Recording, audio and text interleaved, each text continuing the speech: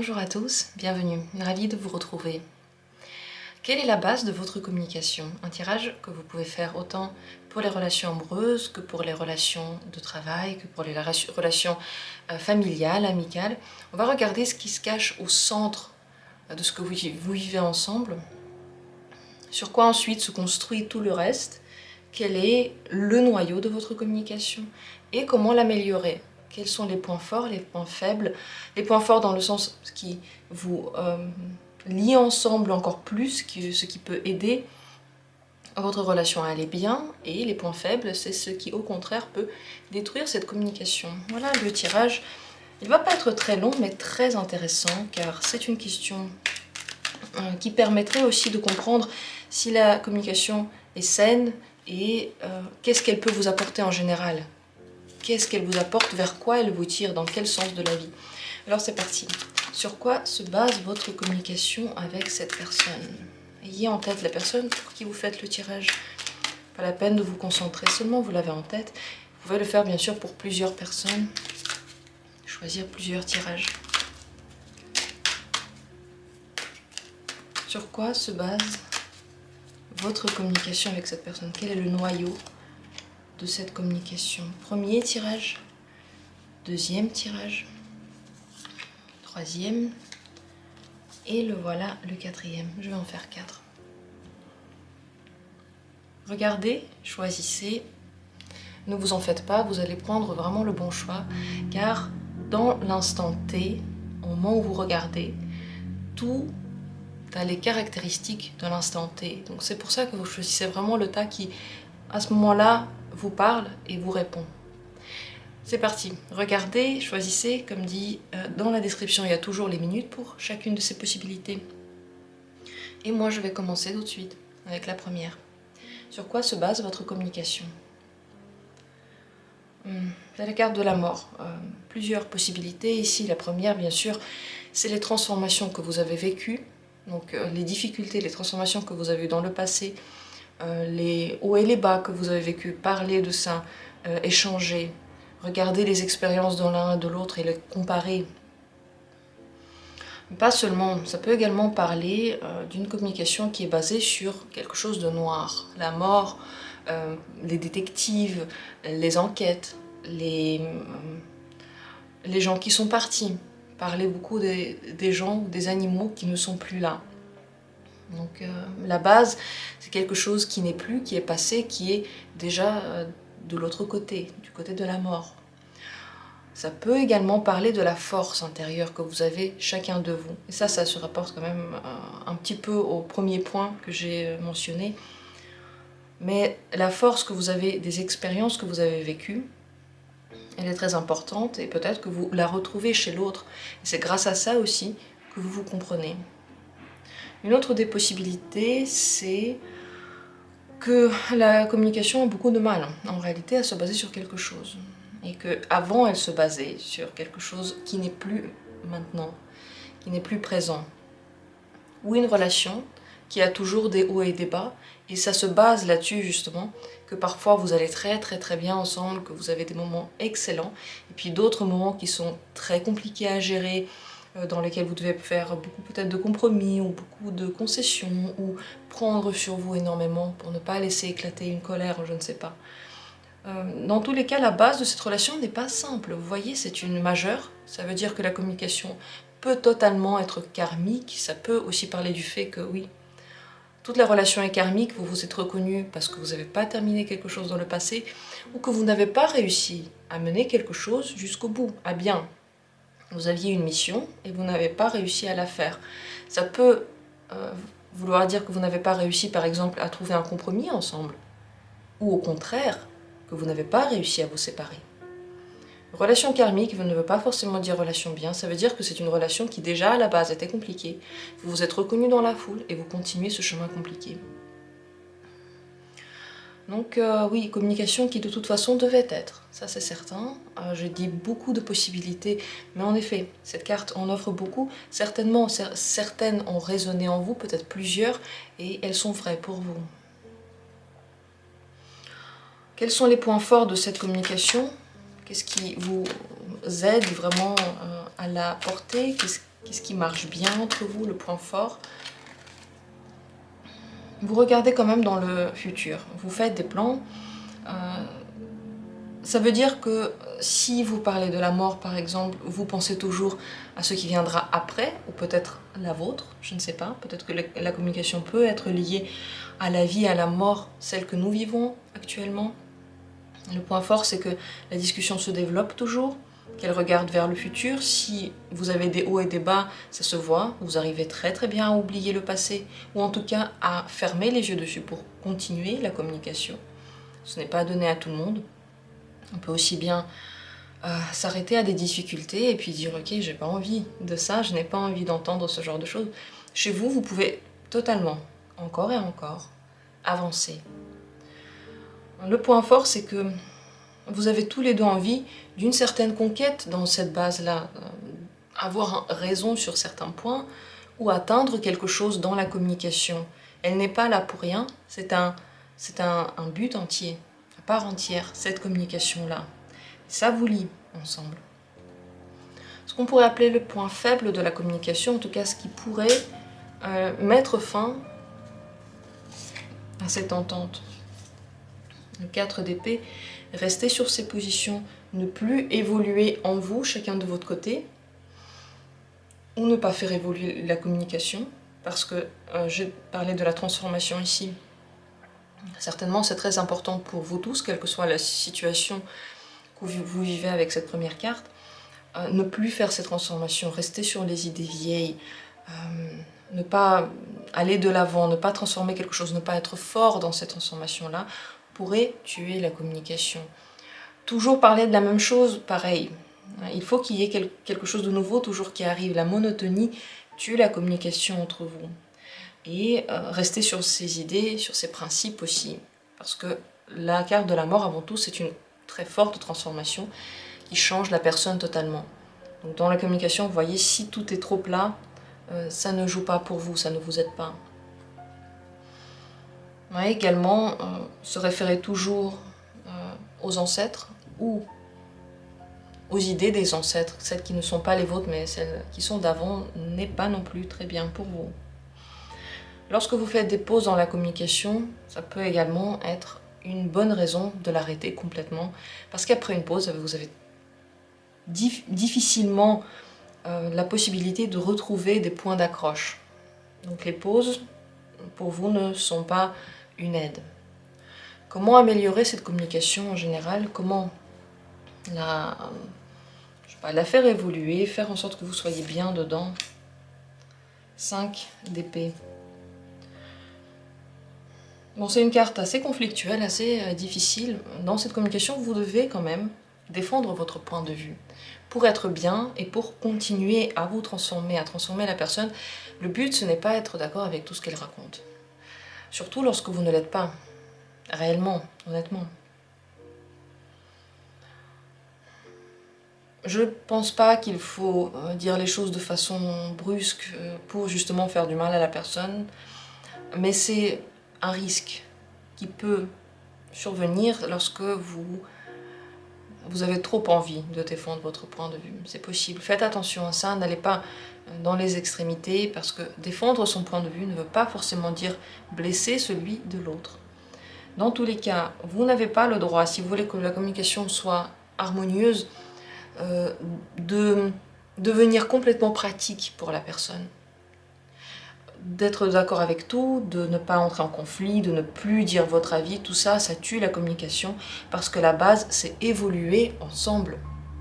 Regardez de l'avant ensemble. Donc s'il y en a un qui dit « Ok, moi je ne vais plus rien dire parce que c'est trop compliqué », et la base, elle est compliquée, on l'a dit.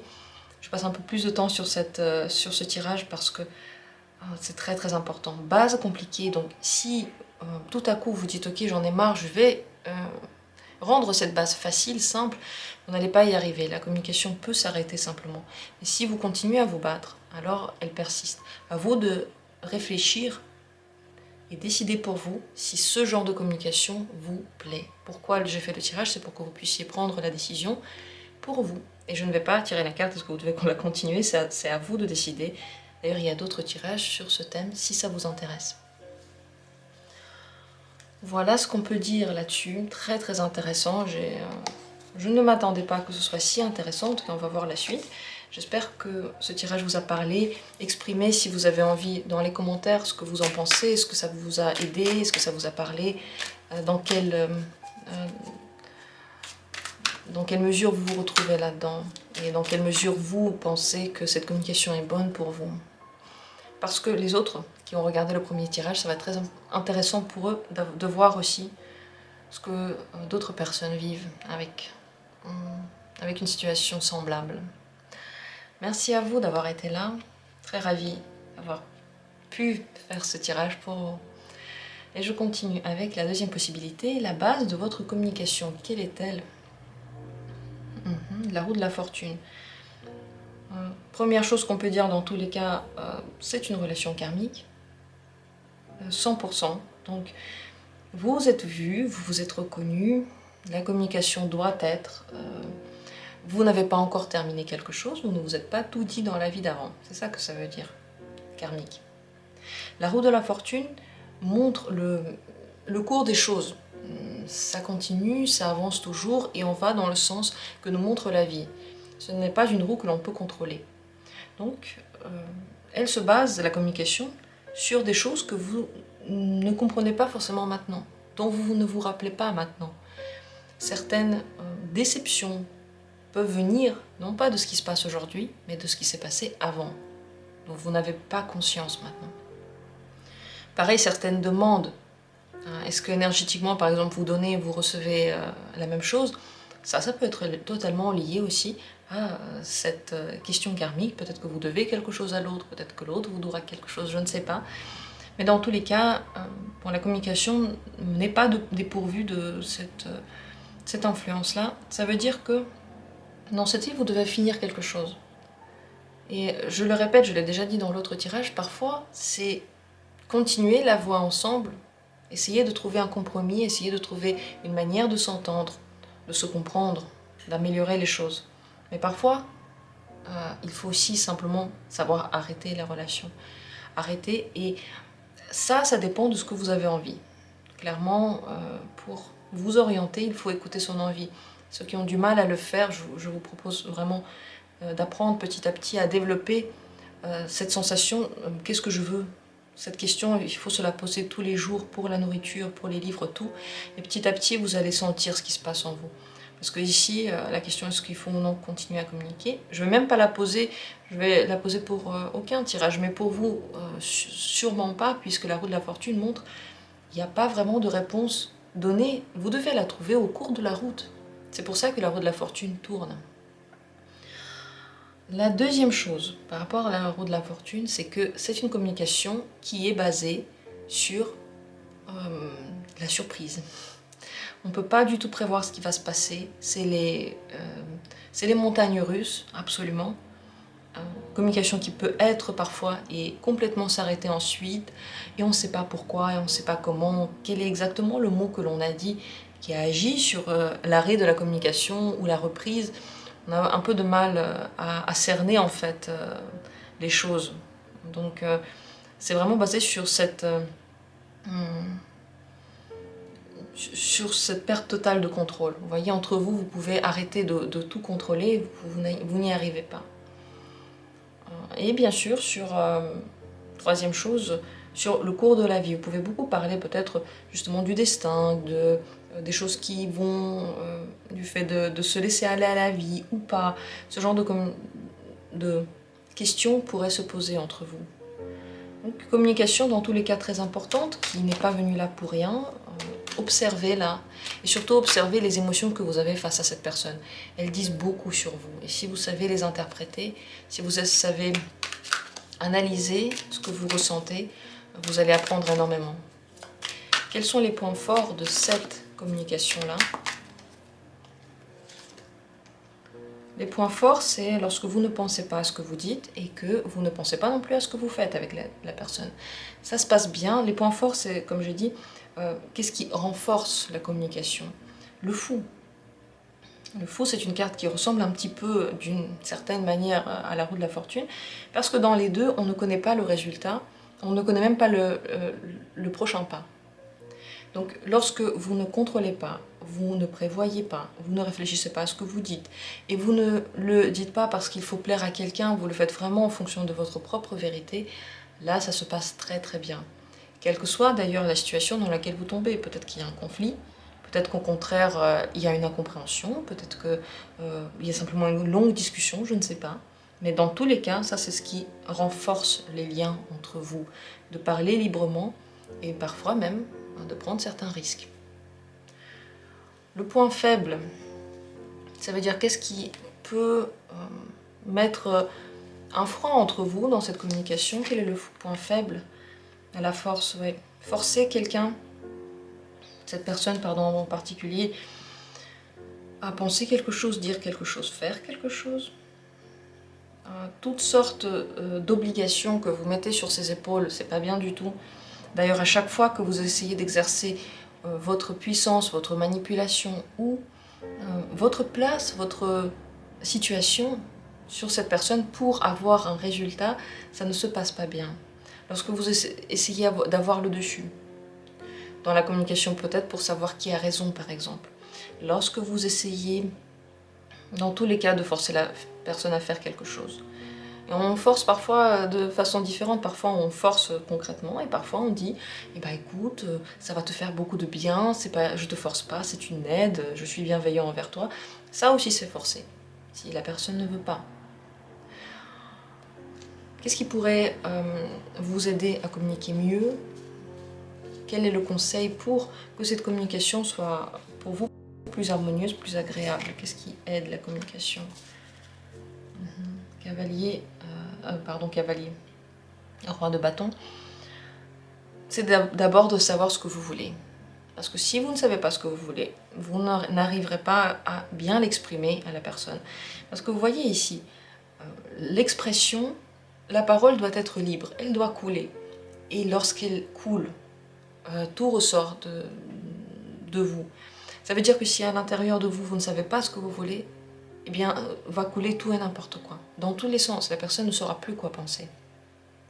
Si au contraire, en vous, vous savez vers quoi vous avancez et de quoi vous partez, alors là, la liberté de la parole va mettre les bons mots sur votre ressenti.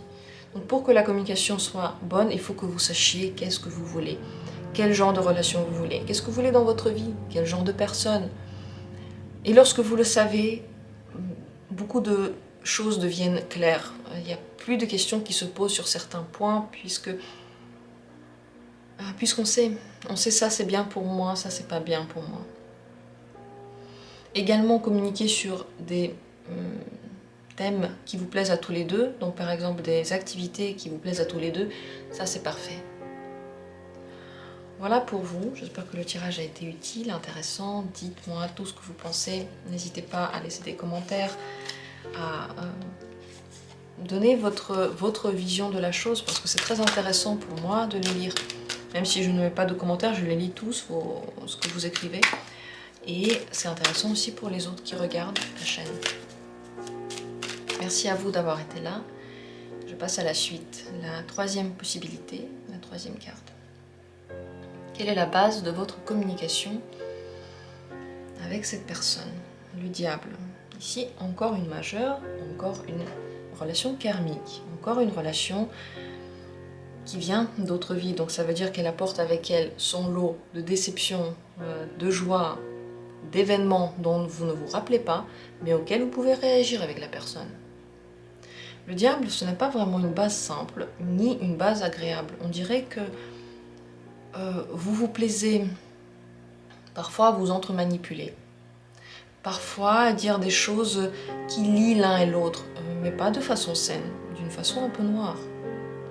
La dépendance affective, la dépendance à l'autre, la dépendance au jugement de l'autre. Voilà sur quoi se base votre relation. Peut-être que lorsque l'un ou l'autre voit que l'autre partenaire ou l'autre personne ne réagit pas de la bonne manière, alors la personne commence à se demander ce que la communication a lieu d'être. On dirait qu'on ne veut pas laisser l'autre personne communiquer avec nous comme elle le fait, mais seulement comme on le veut. Et c'est pour ça qu'on peut manipuler, on peut tourner les choses, on peut essayer, par exemple, de lui faire ressentir de la peine pour nous, qu'elle veuille nous aider. On peut se placer en victime, chacun de notre côté. Parfois on se place en bourreau, parfois on se place en victime. C'est également une grande attirance sexuelle. Peut-être que vous êtes plutôt dans ce domaine-là, mais tout ce que j'ai dit avant, réfléchissez à ça parce que parfois on ne le remarque pas. Il arrive qu'on manipule sans le remarquer. On ne sait pas que c'est de la manipulation. Mais par exemple, s'asseoir sur une chaise, faire la moue, ne pas dire ce qui ne va pas, mais faire la tête, ça s'appelle de la manipulation.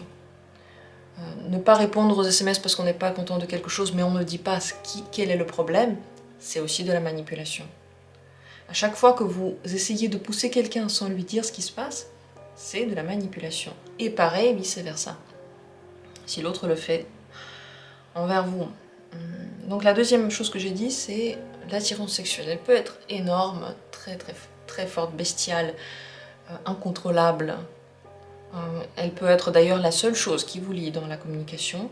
Le reste vient se mettre dessus. Mais si cette base-là ne va pas, s'il y a des problèmes, alors toute la communication peut aussi s'effondrer. C'est ça que ça veut dire. Ça ne veut pas dire qu'il n'y a que ça, mais ça veut dire que c'est au cœur de la communication. Ça, c'est entre parenthèses, parce que si vous avez la relation par exemple avec votre enfant ou votre parent, eh bien ça va plutôt être la dépendance, en tout cas la culpabilisation de l'autre, et l'envie de garder l'autre près de soi, dans tous les cas. On dirait que si la personne prend son envol, si elle prend un petit peu de distance, qu'elle devient un petit peu plus autonome, qu'elle ne nous répond pas toujours, eh bien on peut forcément se fâcher énormément, et même dire c'est fini, la communication elle est terminée. Tu as commencé à faire des choses de ton côté, alors vas-y, libre à toi. Donc tout ça, c'est une base vraiment qui n'est pas simple. Encore une fois, relation karmique ne veut pas dire forcément relation bien. Ça veut dire que quelque chose n'a pas été fini. Donc soit il faut trouver un moyen de communiquer, soit votre but, c'est de mettre un terme à tout ça. Et pour savoir quelle est la possibilité pour vous, il faut absolument vous demander qu'est-ce que vous voulez.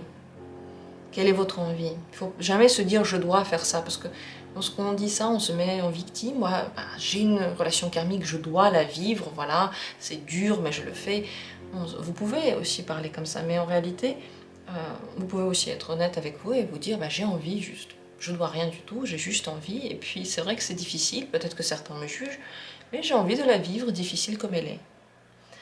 On continue avec les points forts et les points faibles. D'abord, le point fort de la communication, qu'est-ce qui la rend encore plus forte? Qu'est-ce qui vous lie encore plus?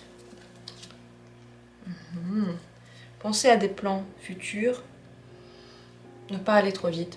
Lorsque vous dites des choses, vous promettez des choses, ou vous lancez un petit peu des idées en l'air et que vous ne les mettez pas tout de suite en vie, ça vous lie beaucoup parce que ça vous donne des envies. En réalité, cette communication, je pense qu'elle est beaucoup basées sur des envies qui ne sont pas vraiment achevées.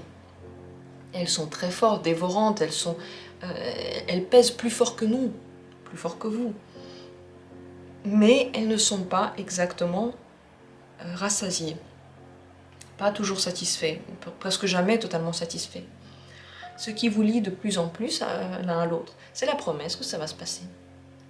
Et le travail sur cette promesse-là, ça veut dire je vais faire quelque chose à droite, je vais faire quelque chose à gauche, peut-être que comme ça et comme ça la communication va devenir encore plus fusionnelle.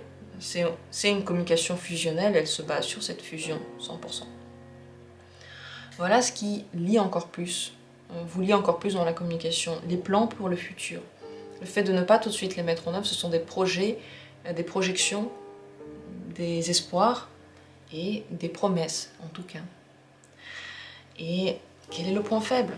On va dire ça comme ça. Qu'est-ce qui pourrait vous éloigner l'un de l'autre dans cette communication? Rassasiez tout de suite les désirs. En un mot, lorsque tout de suite vous donnez la satisfaction, vous pouvez sentir le feu un petit peu éteint et perdre intérêt dans l'autre. Que ce soit vous, que ce soit l'autre, c'est dans les deux sens, puisque ça c'est la base de la communication, elle est la même pour vous deux, dans ce tirage. Donc si vous avez l'impression que ça va être que comme ça pour l'autre, vous vous trompez. Pour vous aussi, si on satisfait vraiment tous les désirs que vous avez avec cette personne-là, tous les envies, ou cette culpabilité, ou cette dépendance, si on la réalise, eh bien, on se sent beaucoup plus léger, et on commence à s'éloigner de la personne. Le fait de faire les choses vite, de les faire sur un coup de tête également, peut vous éloigner. Ce que l'on voit donc, c'est que la communication elle est basée sur une attache, mais qui n'est jamais complètement assouvie. Lorsque c'est assouvi, on se détend. Et même si par exemple c'est une relation parent à enfant, si, je sais pas, il y en a un qui culpabilise l'autre et que l'autre du coup accède à ses demandes, aux demandes de celui qui culpabilise, et bien tous les deux deviennent un peu indifférents, comme si oui on a eu ça mais on n'a pas eu ce qu'on voulait forcément, on a juste eu ce qu'on a demandé, et puis peut-être que cette personne ne peut pas nous donner ce qu'on veut du tout. Donc ça relâche la pression entre vous. Un conseil pour que cette communication puisse être plus harmonieuse peut-être. Reine de coupe. On va ajouter à ça plus de compréhension, de gentillesse, de sensibilité aussi. Parfois on peut le faire, parfois non. Je vous le dis franchement ici parce que si la relation est vraiment basée seulement sur la sexualité et que vous essayez de mettre un petit peu plus d'émotion là-dedans, mais que l'autre ne répond pas, alors ça ne va pas marcher. C'est pour ça que je dis ici vraiment à prendre avec des pincettes. Dans tous les cas, plus parler de votre ressenti pourrait aider la relation à être plus profonde, parce que cette énergie-là peut être utilisée pour tout et n'importe quoi. Elle est très très forte. Elle peut aussi être utilisée pour s'aider, s'écouter, justement, rassasier aussi une envie émotionnelle avec l'autre.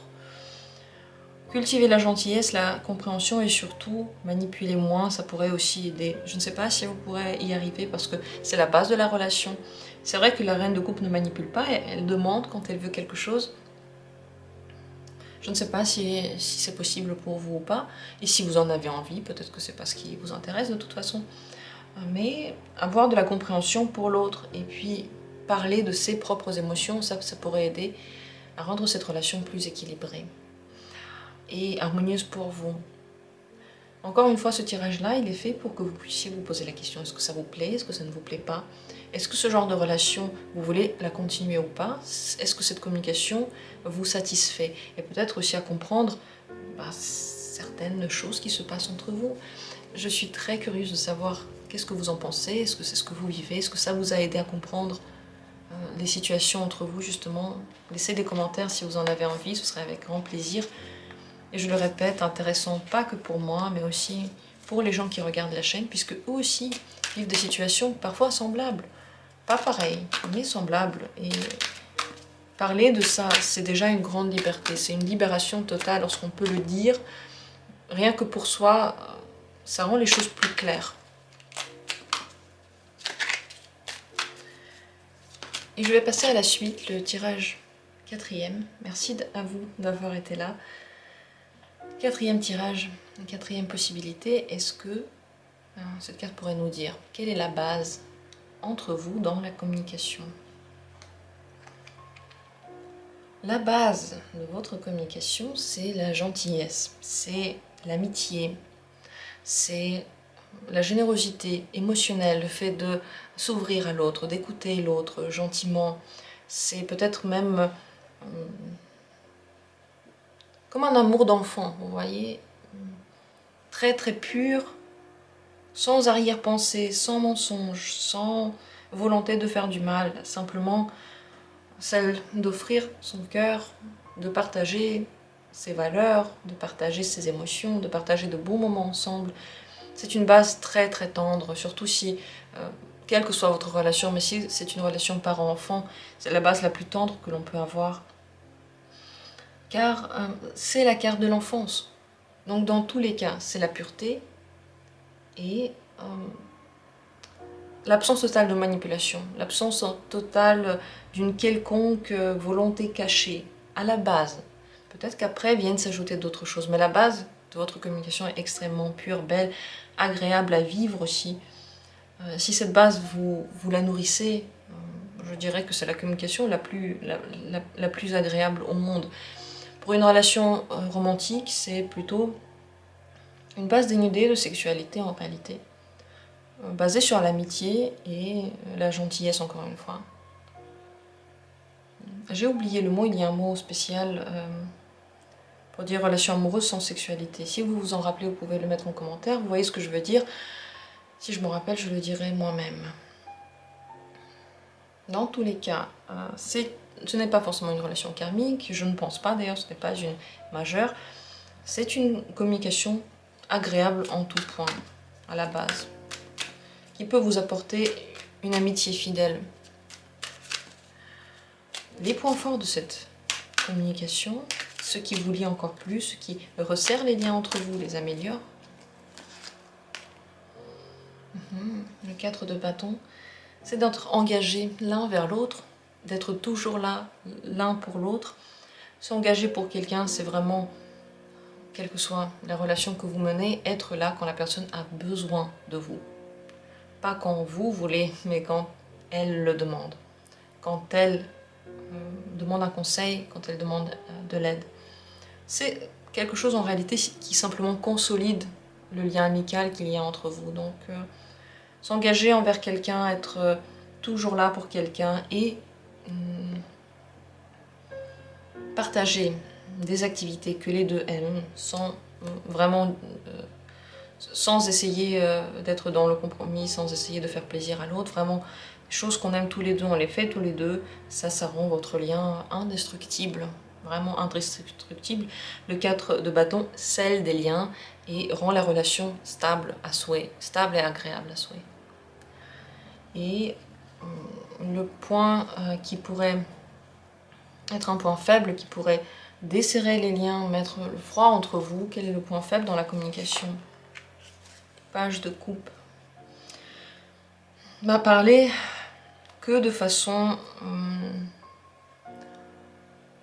je vais dire ça très très jeune. Vous voyez, ça c'est les deux cartes en réalité parlent du manque de maturité émotionnelle. Donc lorsque vous partagez beaucoup de peine et que vous avez beaucoup besoin que l'autre vous rassure, comme un parent, qu'il vous enveloppe d'amour, qu'il vous donne beaucoup, qu'il vous traite un peu comme un enfant vous savez, ces enfants en bas âge, qui ont besoin d'un câlin et c'est tout, ils ne savent pas comment le dire, mais sans ce câlin-là, ils vont avoir l'impression d'être abandonnés toute leur vie. Ce sentiment-là. Plus vous cultivez la dépendance émotionnelle entre vous, tendre bien sûr, tendre et gentil, parce que rien à voir avec la méchanceté ici. Mais vous ne devenez pas mature ensemble.